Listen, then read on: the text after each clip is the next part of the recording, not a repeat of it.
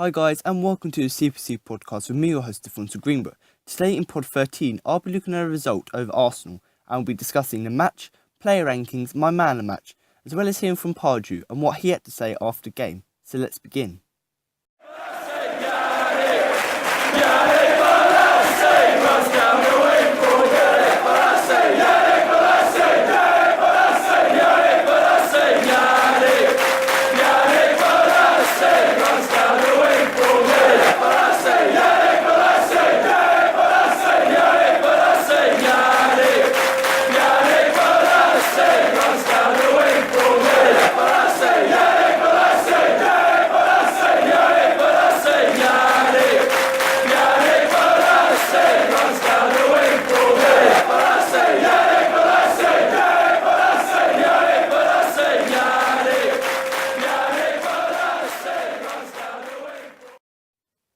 Yannick Bolasie scored later on to grab a first ever point at the Emirates Stadium for Crystal Palace as they held Arsenal to a 1-1 draw.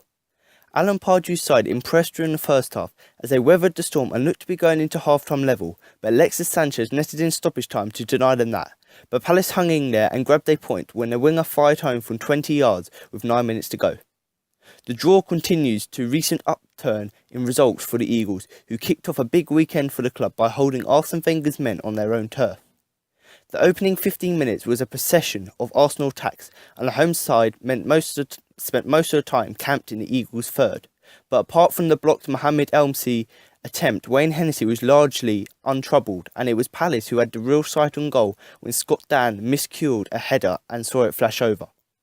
From then on, it was much more even affair, and Bolasie tested Petr Cech when he managed to get a shot from the edge of the area after creating an opening. With 10 minutes of the first remaining, Koscielny steered a header well away from Sanchez corner as Pardew's men continued to soak up any pressure thrown at them. A flurry of opportunities came just before the interval, beginning with Hennessy being called to action for the first time when Mesut Ozil played a give and go with Sanchez and slipped in behind the defence, but the Welshman was quick off his line to dwarf the danger, before Palace squandered a great chance to take the lead into the break when Connor Wickham made Johan Cabaye free kick but couldn't guide his header on target.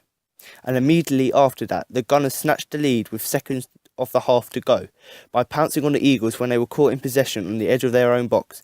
Denny Welbeck won the ball after picking it up off Ozil and clipping a wonderful pass over the defence into Sanchez's path, and the Chilean nodded the ball over Hennessy to put his side in front. The second half continued in similar fashion, with the majority of the chances falling Arsenal's way, and Welbeck fired straight at Hennessy after linking up with Alex Iwobi, and Ozil bent a free kick narrowly wide off the mark before Palace stopper managed to get his body in the way of a volley by Welbeck as Wenger's outfit searched for the comfortable 2-goal lead. Then they nearly got it when Palace were caught napping when a quickly taken free kick by Mesut Ozil allowed Sanchez a chance to grab his second, but his header crept wide of the far post. Whilst it was still 1-0, the side had a sniff of a point, and a half-time substitution Bakary Sakho saw a header from Cabaye corner tipped well over by Petr Cech. But with 8 minutes to go, the Eagles did manage to draw level. Emmanuel Adebayor, who had received a heated response from the Gunners fans following his introduction from the bench, bullied his way down the left flank and found Bolasie, who managed to drift inside and fire a low shot into the bottom corner that Cech couldn't get down quick enough to push away, allowing the winger to score his first goal since November. Palace could have snatched all the points at the end when Wilfried Zaha broke down the right and had a lucky bounce gave him the chance to shoot or square for an unmarked Adebayor seen inside the area, but a last-ditch tackle by Gabriel sniffed the opportunity, but Pardew would have been happy to see his side take a draw back across the river to South London. Now to move on to the player rankings, and like I say most weeks, every podcast, if you do have any opinions or just anything you disagree with or just something you want to say about the game, just leave a comment below this video so myself and other fans can just see your opinion so we can discuss it, and generally we just want to hear what everyone thought of the game. So obviously this week we're going to start with Wayne Hennessy like we do every week. Obviously Palace's #1 keeper now. So I'm going to give Wayne Hennessy a 7. Didn't have a lot to do despite the onslaught from the Arsenal attackers. Made a decent save from close range when Welbeck found himself in a shooting range, but other than that didn't do much. He couldn't really do much about Alexis's goal. So really, Hennessy does really deserve the 7. He had a really good game, and we've seen that from Hennessy in the last few weeks. He's actually picked up his form a bit. He had a bit of a shaky start, but since the Norwich game, he's been building back up again. Having really good performances, and obviously it showed against Arsenal. And Arsenal, as you heard in the report, first 15 minutes it was attack from Arsenal, and they were literally encamped in Palace's half. But the defence dealt with it very well, and I'll go on to talk about them. But as well, Hennessy, he made the crucial blocks, saves, catches, and all of that when he had to. So a really good performance from him, and really he didn't keep the clean sheet, but he was very unlucky with that goal because obviously the defender, I can't remember whether it was Dan or Delaney, or maybe Jednak even. They had the ball and they tried to find a pass out wide so we could go on the counter. But then obviously it got intercepted. They passed over to Ozil, who chipped it over for Alexis, and then obviously he scored. So, it's not really Hennessy's fault there because he did try, jump up and try and catch it. But obviously the chip was too high for Hennessy. But other than that, really good game for him. Solid catches, solid blocks. And just solid altogether. So well-deserved 7 for Wayne Hennessy, and a pretty solid performance from him. Now to move on to Joe Ward, who I'm going to give a 7. A decent performance from Ward on his 100th Premier League appearance for Palace. Tracked Iwobi pretty well on the left. So obviously it was a very good performance by the whole team. So that's why generally there's quite high rankings. But Joe Ward, he did show it was probably one of his best games for Palace, and obviously he had to try and make a mark, try and leave a message on this game, as it was his 100th Premier League appearance, and he is the first Palace player to get to that stage in his Palace career. But you know what, a very solid performance by Joe Ward. He wasn't really involved in the goal, so you can't really fault him, his defensive skills, for not getting the clean sheet. But other than that, he was able to track back when Arsenal were doing wave after wave of attacking. Also, he was able to get forward, obviously, pass the ball to the likes of Adebayor, Wickham, Zaha, when he came on, Sakho, and Balassi as well.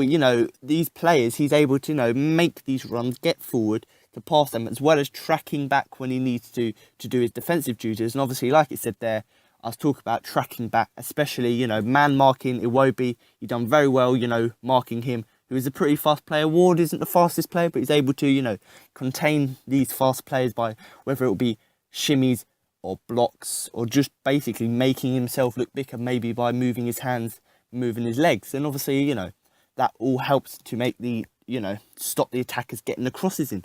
But once again, a decent, solid performance from Joe Ward. Hopefully we can see more of him, because, he hasn't been the best this season, but he has had one of his best season for Palace. He's been a bit on and off, a bit shaky at times.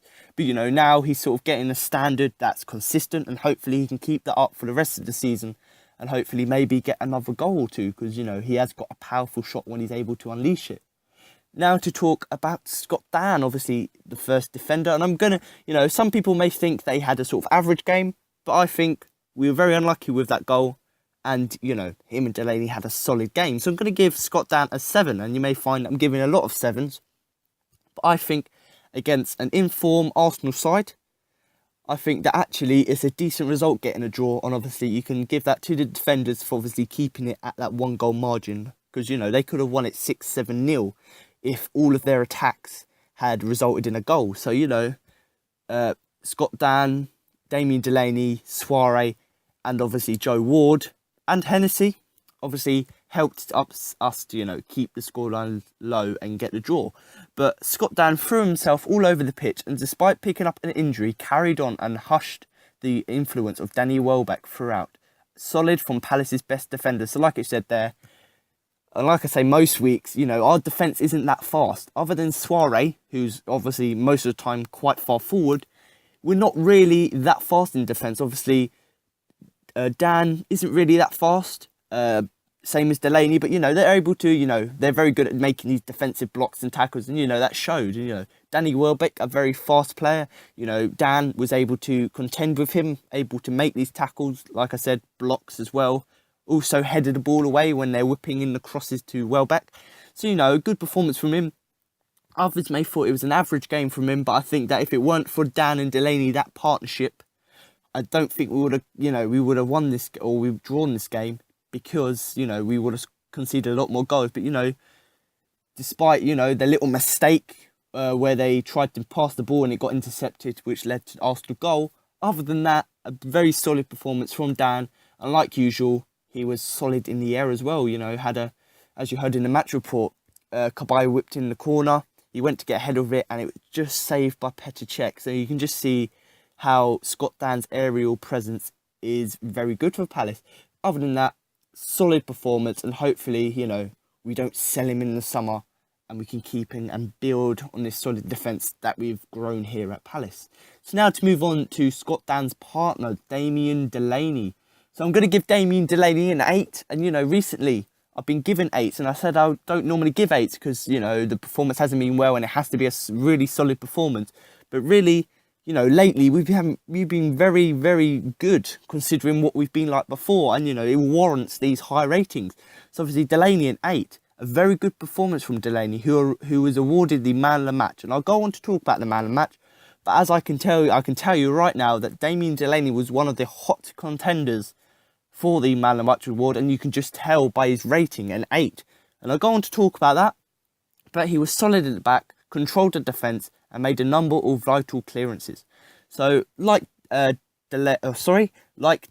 Delaney was very solid at the back, was able to contain Alexis, Danny Welbeck, Wobie, and Ozil. They were able to contain them, even though they can't keep up with their pace. They were able to, man mark them, make themselves look bigger by spreading their arms and legs so, they can't get the ball, make the crosses. Also, crucial clearances as well.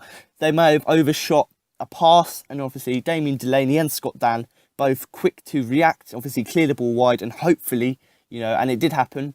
I was watching the game and it did lead to quite a few counter-attacks. And, Delaney, Dan, can credit them for that, for making these clearances. And also, I'll go on to talk about Papa Souaré, but Papa Souaré also had a very good game and made lovely clearances as well. But yeah, Delaney, like I said, he wasn't the captain, obviously, as Jedinak's come back into the squad, but he's always commanding. He's making sure the back line know what they're doing. He's also communicating well with Hennessy to make sure they're well positioned.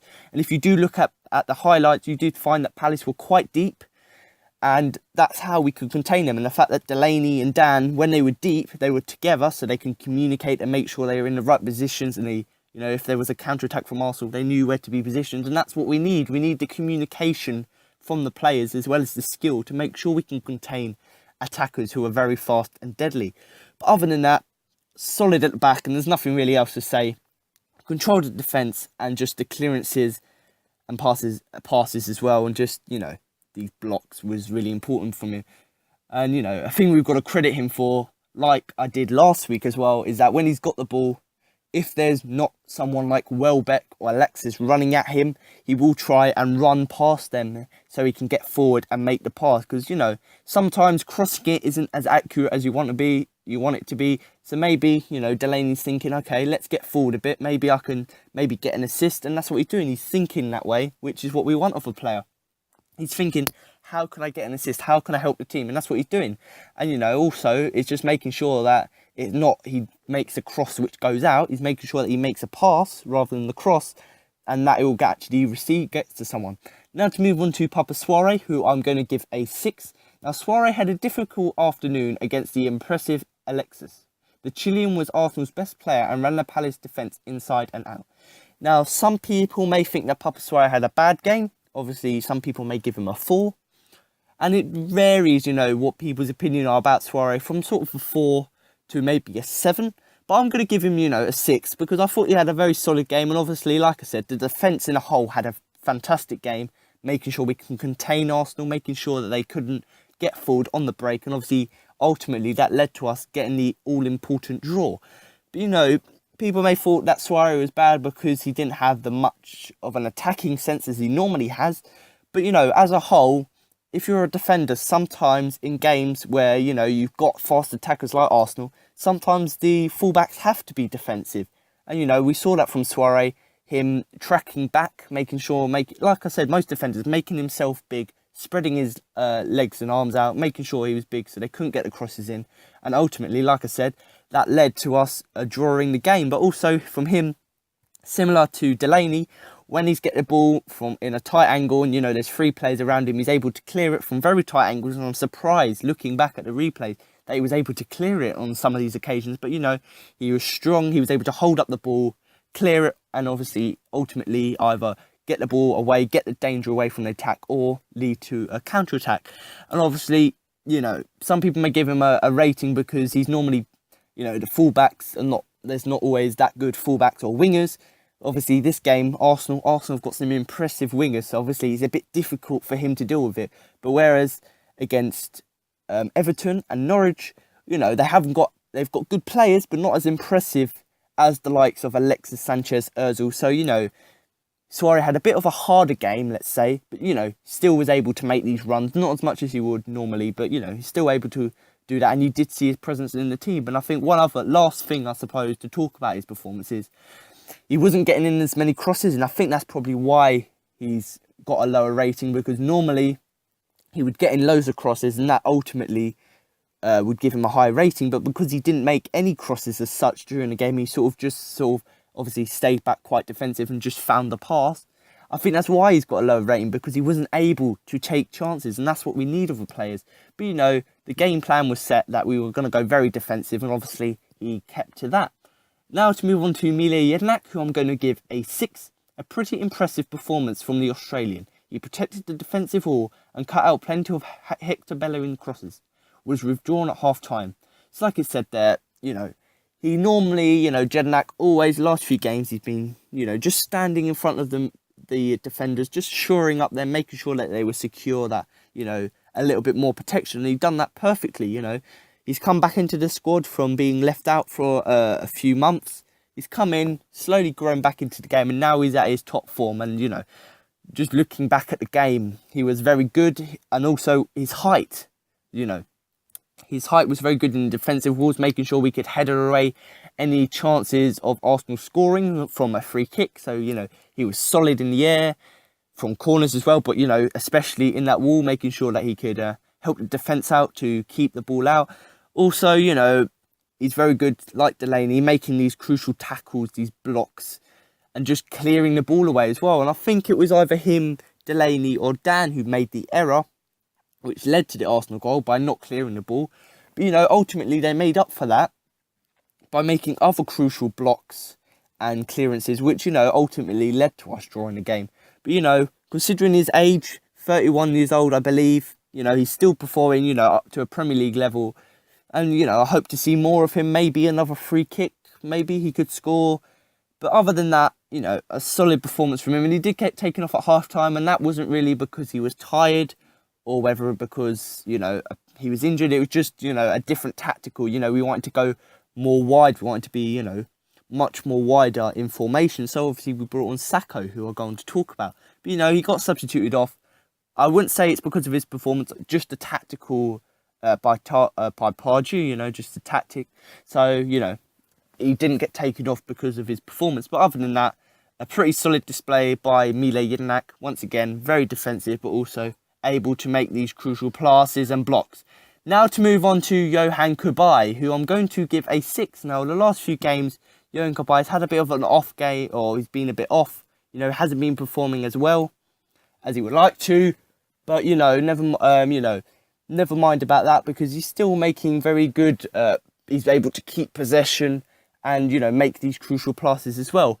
But he did lack his usual influence, which, I was just explaining. The Frenchman did keep possession tidy for Palace, but man-marking job that Francis Coquelin did on him meant he wasn't able to be at his creative best. So obviously, as Pardew done sort of tactical reshuffle, he brung on Ledley for Zaha. So obviously it meant that both Jedinak and Ledley were sort of the two defensive midfielders. So it meant that Cabaye was pushed forward. Obviously, where Coquelin, like Jedinak, was just in that sort of holding role, just shoring up the defence, Cabaye wasn't able to, get forward, which he would have liked to do, to have, these opportunities. But, when he's having an off game, he's not able to find these passes, or he's not that good at the free kicks. But what he's able to do is keep the ball. So, if he's not having a good game where he can run forward and, find a pass or a cross, he'll just hold on to the ball, wait for someone to come closer to him or nearer to him, so he could just pass the ball to them. so that, they could run on the counter-attack. But other than that, a solid performance for Aaron Cabaye. But, if Ledley wasn't playing, he would have been playing more defensive and, probably would have had a better game. But where he's playing in a more advanced role, he's not at his best doing that. So hopefully, against Man United, against Watford in the FA Cup, we can just play him slightly more deeper in his natural role so he can get back into the game after this sort of slippy run and, be able to have a better influence. But, his performance wasn't bad by any means. He still had quite a little bit, a little influence on the game, but, not the biggest. But, the main thing is he's been able to get possession, keep the hold of the ball so we can pass it out. And, that's what we want of a player with him, or any players in the team. If they're off form and they're not really doing much in the team or nothing to help as such, we just want them to hold on to the ball. So players who are on form or, are settling into the game, pass the ball to them so they can have a bit of effect in the game. And, we've seen that from quite a lot of players that if they're not really playing well, they're still able to hold on to the ball to give it to the players who are playing well. And ultimately, that led to us getting these opportunities in front of goal. Now, Joe Ledley, I'm going to give a 6. Didn't have too much of an impact on the game and struggled to keep up with the pace of it. Moved into the middle of the field as the game wore on, but didn't do too much with the ball. So obviously, Joe Ledley, he's not the fastest player, so I'm not surprised why he didn't have much impact on the game, because the game was mostly based on pace, because Arsenal have got some pacey wingers, pacey midfielders as well, and the same as Palace. We've got the pacey wingers and obviously Papa Soares in defence. So, he's a bit off because he couldn't keep up with the pace of the game, and he did struggle, to get into the game, obviously, as he hasn't played in, a few weeks. But you know what? He's just playing in the middle of the park, he done on the right job. He was able to find these passes, pass the ball out wide, make little runs. And, like I said, at the West Ham game, he was actually surprised at times. You could see by his facial expressions that he got far forward, because sometimes he would get the ball and, having seen him play already, the Arsenal defences and midfielders, they all thought, okay, he was going to pass it wide. But what he done, he went on a run and, he was actually quite surprised that he was able to make this run. And obviously, eventually he would pass the ball out wide or to whoever at the time was playing centrally, and ultimately, maybe lead to a chance. But, like I said, if you don't have much impact on the game, it doesn't mean you had a bad game, because what little you done could be very good. So, and I've said that about players all season, that you don't have to have a good game to have an influence on it, or you don't have to have an impact on the game, to be effective in the game. And, Ledley saw that. He didn't really look like an attacking threat, already a defensive mastermind, let's say. But, he still did a solid job, just shored up the midfield as such, so there was a player there just to keep the Arsenal attack or counter-attack slightly slower, and ultimately, kept us at the draw. And, you can't really fault him for anything, but what he did do was good, but he didn't really do much of it. Now to move on to Jason Puncheon, the man of the match for the last few games. And, he had a bit of an off game against Arsenal, but I'm not surprised, because if you're on form for quite a few games, you're going to drop slightly the standard. And, that is with Jason Puncheon. So I'm going to give him a 6. And, you may think that he played well, you might thought he played bad, but, that's what the comments are there for. So comment what you thought of the game. But, Jason Puncheon, again, another player who lacked a bit of influence.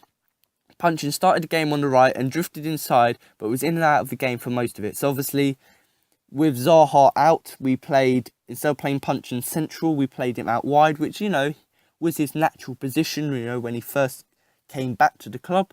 And he played there for sort of half of last season, and, slowly he's been playing more centrally. But, he's able to go out wide. He's able to, get the crosses in, which is what we want of a player with him. Someone who's able to adjust, like Sakho, from maybe a central role to a winger role. So they're able to get the ball in and might not necessarily have an influence on the game, but creating chances on the game. And obviously, he was drifting in and out, and, similar to the goal that Balassi scored, Jason Puncheon was able to cut inside sometimes, maybe whether it would be have a shot on goal, whether it would be pass the ball to someone, he was able to do that. And that's what we need from our wingers. We need the wingers to not always have crosses in because they may come to nothing.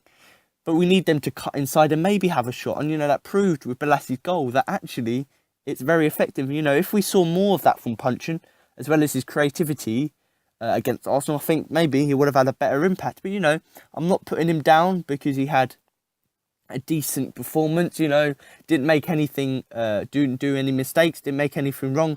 But then on the other side, what little he done was good. But then he didn't really do much at all. And that's the same with a few players. So we had really good performance, in the defence and sort of defensive midfield. The attacking had a bit of an off game, but, it didn't really affect the game that much because what they did do was effective. Now to move on to the goal scorer, Yannick Bolasie. I'm going to give Bolasie a 7. Palace's best player going forward, Bolasie was a brilliant threat. He scored the goal that gifted the visitors a point and looked pretty dangerous throughout. So obviously, the one thing you can base Bolasie's rating on is his goal. And the goal was superb. And I will put a link in the description below to a video on my Twitter of the goal. And the goal was very well taken because Bolasie was down the left-hand side, trying to weave in and out of the defenders. Obviously, Adebayor had the ball before him. Obviously, Adebayor made the run, passed the ball to Bolasie, who then obviously weaving in and out of the defenders, who eventually cut, quite central. And then obviously he unleashed his shot from 20 yards out and it went in the bottom corner. And admittedly, maybe Petr should have done better at that. But ultimately, I'm not going to moan because obviously it meant that we drew the game and it was very good, the game, his presence, I think. And like it said there, he was the best attacking threat from Palace, If it weren't for him, maybe we wouldn't have got into the game because he did have a slight off game and some people may give him a 5 or a 6. But generally, I think that, he had a pretty good game going forward as well. And I think that ultimately, he had the biggest impact on the game, the best player going forward. And, I think the reason he's got this good rating and the reason why he was nominated for Man of the Match, one of the contenders as well, is because he was the best Palace player going forward. And, throughout the game, he looked very dangerous. And I think that's what we need of a player of his ability, someone who can get forward and obviously create chances. Now to move on to Connor Wickham, who I'm going to give a 5 because, and this is one of the ones where you may disagree, but I think this is fair for him because he didn't have the best game, but then, he didn't have his worst game for Palace. And maybe the poor service into Wickham wasn't good enough, but his performance was pretty poor. Didn't have an impact on the game and was subbed off for Emmanuel Adebayor. Now I'll go on to talk about Adebayor later on in the player rankings. But Connor Wickham had a weird game as such. He got given the opportunity to start. And you know what? You did see his presence, but not as much as you would have liked. But maybe because the wingers had a slight off game, maybe because they weren't able to supply Wickham, maybe that's why he wasn't that good. But don't put him, there's no point putting him down because he did have an alright performance. And although I'm giving him a low rating, he still had a good game because he was able to, get the ball from passes in. He was able to, from a corner, he was very good in the air, able to get headers on. And you know what? He was good, He wasn't bad, but, he wasn't the best player on the pitch. But, his performance, you may say, was bad. But, if you put in a bit more energy, he maybe would have had a bigger impact on the game. But obviously, he's come back from injury, still getting back into the game. But hopefully, he can get up, up to speed for the game against Watford. Because, where Gale's possibly out for that game, I would love to see Wickham, play against Watford because I think that Wickham is one of our best strikers. Now, he didn't have an impact on the game and rightly he was subbed off for Emmanuel Adebayor, who I'll go on to talk about. But I think what Emmanuel Adebayor had that Wickham didn't have was the speed, and I think that was ultimately what our attackers need. And obviously Wickham isn't the fastest player and that's his downside. But we're going to talk about Adebayor, but I think that actually because the Arsenal defence and the Arsenal attack are quite fast moving, that's why he wasn't able to get into the game because he wasn't able to keep up with their speed. Now to move on to the substitutions, and this week I'm going to give Bukayo Saka a 5 out of 10. Now he didn't really do much and there isn't really much to say about his performance, He was just sort of a tactical change for Jedinak. And I think the reason he didn't have much impact on the game is because, like I said, he's come back from injury, so he isn't really as fast as he used to be. His pace isn't quite up to scratch. but that doesn't mean that he had a bad game, but he was still able to make these runs. He was good at hold-up play, which is surprising for him. And, that's what we want from him. If you're not going to make these runs or you're not going to cut inside, we want you to hold up the ball, to give the ball to someone else. And, he was, I wouldn't say he's an impact sub, but, he had an impact on the game just by adding up a bit more different tactic to the game, the hold-up play. Obviously, the two other substitutions was Emmanuel Adebayor and Wilfried Zaha. Obviously, they were only on the pitch for less than 15 minutes, so I'm not really going to give them a rating this week.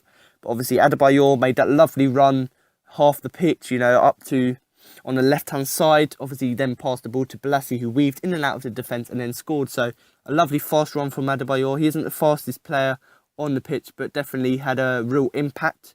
An impact sub, you could say, against Arsenal, because he was able to make that run forward and then find that lovely pass to Bolasie. And then obviously Wilfried Zaha, I would use the word impact sub, and I am going to use the word impact sub because he did make a very good impact on the game. Obviously, he came on last 15 minutes and he could have scored a goal, He cut along down the right-hand side, got past the defenders from an Arsenal corner. He ran. He got tackled once, or Arsenal tried to tackle him, when he was on the attack. He got the ball and it bounced, a few centimetres away from him. He was able to get the ball back after that bounce, run forward again, and he went into the box. And a last-ditch tackle stopped him from either shooting or by giving a through ball to Adebayor, who would have scored.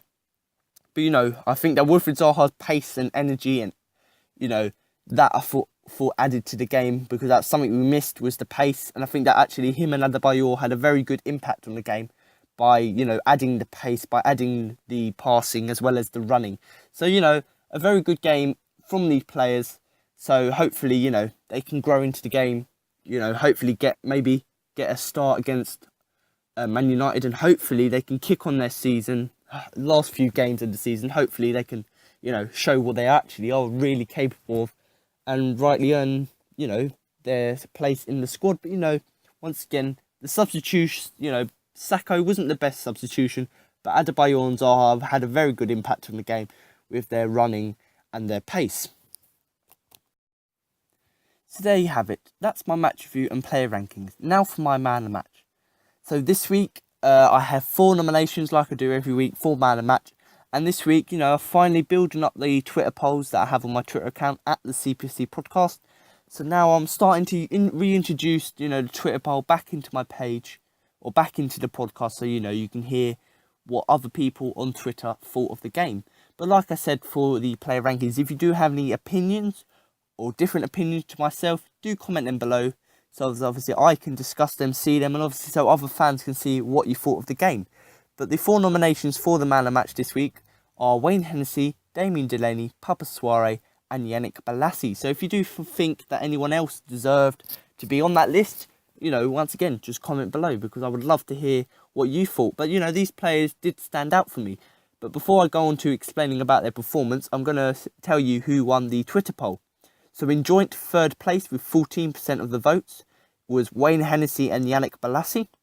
Then in second place with 27% of the votes was Papa Souaré, which means that the winner of the CPC podcast Twitter poll for man of the match against Arsenal with 45% of the votes was Damien Delaney. So well done to Damien Delaney. If he's listening to my podcast, well done. I'm not going to give you a trophy or anything, but you get my congratulations. But I'm going to go through these players, why I thought that they deserved it. And obviously Wayne Hennessy, it's obvious why he done it, because he made some lovely, crucial saves throughout the games, to keep it at a draw. If it weren't for him in goal, maybe, this is my opinion, maybe we would have conceded a few more. But, he made these crucial blocks. He made his body big. He was able to get these, not passes, from these shots. He was able to stretch, to parry the ball away. And ultimately led to us, drawing the game. But also another thing that that's quite different in his, with his performance against Arsenal too, his games are late, was actually he was able to collect the ball. So when the corners are coming in, whereas before he used to sort of launch himself to catch a ball, now he's much more controlled when he goes to get a ball, and he's able to collect it properly, not messing it up. And that's what we want of him. And just one final thing, I suppose, about his performance is his, I was going to say free kicks. He did take a few free kicks throughout the game, just to clear the ball up to get on a counter. But, from a goal kick, he had very long clearances, which meant, ultimately we could get the ball forward and relieve some of the pressure on the defenders. Now for Damien Delaney, obviously I did say before that he's a hot contender, and I think that, he was definitely out of the 4 players, he was, definitely one of the better ones. But I'll go on to say who I thought. Damien Delaney, you can't, blame him for the goal. We could have kept a clean sheet, but, that little mistake can happen. But ultimately, they learnt from the mistake. And then throughout the other half of the game, they were much more solid. And obviously, with Delaney, he's able to make these last-ditch tackles as well, these blocks. And also, he's very good on the air. So when, the Arsenal wingers are whipping the ball in, to Sanchez, to Welbeck, he's able to jump higher than them and headed the ball away. And that's what we want of a player, is ability. He's 34 years old, but, he's still performing very well. He's able to win the ball back in these positions and ultimately, clear the ball away. And that's why I'm going to give it to him, mainly just because of his defensive attributes, as well as the fact that, he was good in the air and was able to make these lovely clearances. Now, Papa Souaré, people may think he had a slight off game, and, that resulted, in a lower ranking. But ultimately, I thought he had a very good game. And, he deserved second place in the poll, in my opinion. Now, the thing with Papa, he was, normally he would play quite attacking. He's an attacking defender. He cuts, he runs down the flank, getting forward. But I think the game plan suited him, because we've seen more of his defensive side. Pardew set out to, get a draw to make sure we wouldn't concede that many goals. And that, that's what ultimately the defence was superb. And we saw that with Papa Souaré. He wasn't attacking as normal. He wasn't able to get forward as much, get the crosses in. But the reason he won it is because of his defensive, attributes. We don't normally see them much of him. He's still able to track back normally. But, generally we only see him in his attacking sense. So, we see more of his defensive sense, which is good. And I think the pace did actually help, because when Iwobi and Sanchez, are running down the flanks, trying to get a crossing, Papa Souaré matches them for speed and is able to, get in front of them, make himself big once again, so they can't get the crosses in, and ultimately, clear the ball. And that's why I'm going to give it to him. And, I'll go on to who I thought was the man of the match. But, if he doesn't win it, I think he'll be very unlucky, because his performance does warrant a man of the match. Now to move on to the man of the moment, Yannick Bolasie. And, the reason he's won it is, number one, because he was the best attacking threat. And, he had the best attacking mind in the team during the game. But also because of the goal. If a player scored a goal, a crucial goal in a game, with 9 minutes to go, 10 minutes to go, of course they're going to win man of the match, because that was very crucial. And, normally if they score a goal in a draw, it doesn't really mean anything. But, this draw did mean quite a lot to us. We went to Arsenal thinking, okay, they're in form, we might not get anything from this game. But, it showed that if you have belief, players can score goals like that. And it was a superb goal, 20 yards out. He weaved in and out of the defence from a pass from Adebayor. Obviously had a shot from that 20 yards, and it went in, bottom left-hand corner, just past Petr Cech. And ultimately, Petr Cech maybe should have done better with that. But, Bolasie capitalised with that, Petr Cech's slight slowness, I suppose, when diving, and obviously ultimately scored the goal. But out of them 4 nominations, my man of the match award is going to go to Damien Delaney. So well done to Damien Delaney. Congratulations on winning the award. But obviously, like I said, you won't win anything. But the reason he stood out to most of the players, and he did actually win the Sky Sports Man of the Match, and I think he fully deserved it. And that point, when they awarded it, we were losing, and obviously they gave the Man of the Match, and then we scored. And ultimately, I think the reason why they gave it to him was just because Palace was solid at the back. And although we didn't keep the clean sheet, we were very effective when we had the ball, getting forward. And obviously, I think that the reason we didn't have a lot of the ball, but when we had the ball, we used it effectively, is because Delaney and Dan linked up very well and was able to get the passes to these people so that we could use the chances which we had very little of. And, another reason is, he's very good in the air, and just his last sort of second-ditch defending. I think that's the reason why, Damien Delaney deserves it. So that's my podcast review. Now you're going to listen to what Pardew had to say after the game. The game pattern works. Well, it's easy to say it worked when you come away with something, but first half, although we obviously had a game plan to not open the game up and to subdue Arsenal to a degree, we still should have done a lot better with our passing and our breaks in that half. But conceding just before half time didn't change our game plan. We knew we could grow into the game, and the subs were always going to be significant today. We have all our offensive players back, and the free subs, without a shadow of a doubt, changed the game. And that's where we are in the Premier League. It is a 14-man game now, and so will the semi-final. So they were massively important to us. Did you feel you could have won the game with the latter stages, the strength and the pace that you were showing? Yeah, that unbelievable run by Wilf. Just the last touch where his energy has just run out, unfortunately. Because if he has one better touch there, he's got Addy in the middle to finish the game off. And I've seen games at the Emirates where, you can exploit that last period of the game if you're in the game. I genuinely felt after the equaliser it might be us that won it, if anyone. But up until that point, obviously there were periods where Arsenal completely dictated, and Ozil, particularly in the first half, was just too difficult at times. He's got amazing imagination and touch, and we needed to be a little bit fortunate as well in that first half. But you defended well, right? Yeah, we did, and you can see that we got confidence about us in defence, and our goalie is now got a renewed confidence because he's had a couple of games before the West Ham game where he wasn't so good. But that meeting before West Ham has been significant for this season because, I can say it now, that period before West Ham, the cup game was affecting us. There's no doubt about that. It had affected our focus, our work rate, our commitment to what Palace is about. And since that meeting, we've got 1 win and 3 draws, and really and truly we should have had a second win in there. We should have beat Everton. And we look a lot more like it. And you need momentum to go into games as big as Old Trafford and Wembley and St James's Park. And unfortunately, we've managed to get it. Are you weighing up the odds yet on we've done it now, or are you not going to tempt fate? No, I think you have to be very, very careful as a Premier League manager because you guys can definitely kick us to pieces when we say something silly.